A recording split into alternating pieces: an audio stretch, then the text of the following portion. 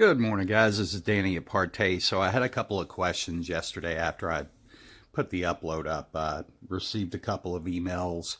People were inquiring about ProFlex, but also just wanted to know some basic information. Um, so I wanted to show you this is Vega, and what you can see is a very well lit situation. I have no trickery going on. There's nothing going on with the light. You can see it's auto adjusting as I move around. But there's no bright flashes. Things aren't glowing crazy or anything like that. And this is how it holds up. Now, this is even brighter than what we watch things in. I'm going to show you. This is our normal environment here. So let me set this. Now, this is typically, actually, that's not even true. My wife doesn't like the really bright lights over her. So we have halos here. You can see those are halos on the outside. So this is typically how we sit and watch. There's plenty of light in here.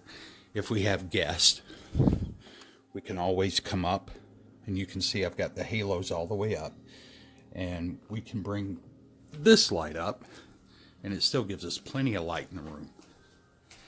Right? And it's much more comfortable to sit in the room and have conversation without feeling like, you know, you're sitting in a museum or a gallery. But just wanted to give you some idea. Now let me answer the questions. So I'm going to set us back. All right. So first question was, I wrote them down, so I'll keep them in memory here. So the first question was, what was in the black chalk paint? Well, nothing. Now this is what I showed yesterday, and it's not really black. It's an interesting color. You can see it's more of a dark gray than it is a true black.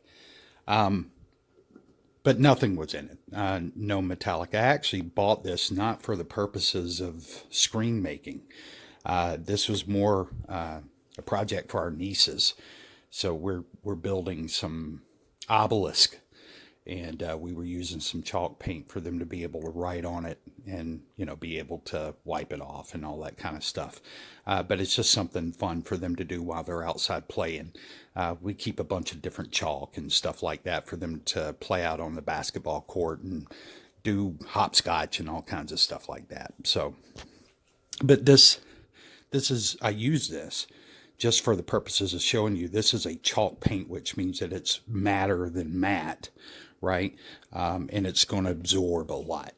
So, the whole purpose of that was to show you that when you're looking at, and I don't even like the term angle gain. It's really more of, what is your half gain, right? Do you have a half gain?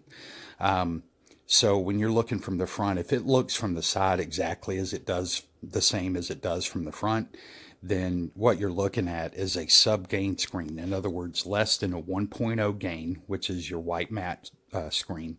And it's going to, the darker you get, the more, or generally the less you're going to have that full 180 degree viewing angle unless it goes super matte.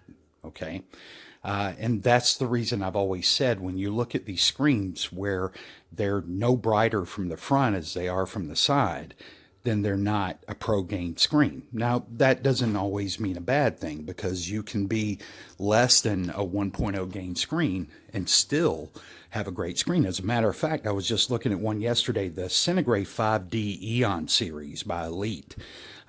Screen runs roughly 120 inch UST screen, runs about $3,400. That screen is a 0.6 gain screen, so it's definitely less than a 1 gain.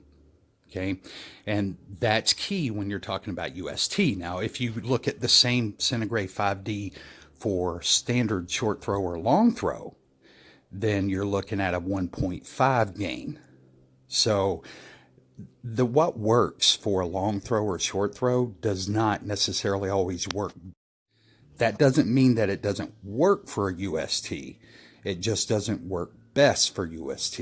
In other words, you're not getting the optimal image that you can. If you use a white screen or a light gray, a UST is going to work fine on it. When you get dark with a UST screen is where it's going to be problematic.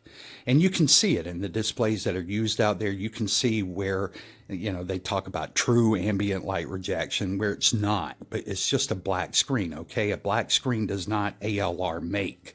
It helps fight against some of the ambient light because it's going to absorb some of the ambient light, but you're also going to get that haze across the surface of the screen, and you can notice it. As soon as the light comes on, the screen dims, and it doesn't look anywhere near, vibrant or vivid or anything like that. You can see it in the videos, and keep in mind the videos I'm referring to, the individual's using about a 3000 to 3600 lumen ultra short throw. It's an Optima. Forget what the model number is, so that's the reason I'm not sure if it's 3000 or 3600. But you're talking about, a lot of lumens as opposed to here. This is 1600. So we know that black is not best for a UST, which runs us into one of the other questions is, why is a Sirius UST not out there? Well, the reason for that is because we're working. There's a lot of movement going on in the projection area. If you're noticing, a lot of the big rollouts that are coming out that are really getting a lot of attention are the UST projectors that Optima's putting out, that Epson's putting out. I know people are all excited about, the Vava, which to me is still lower lumens. It might be a better price range, but, I'm looking at the Epson coming out with roughly 4,000 lumens as an ultra short throw. A 4,000 lumen ultra short throw, I can turn on every light in this room, open up every window, and it's not going to impact my screen if I had 4,000 lumens.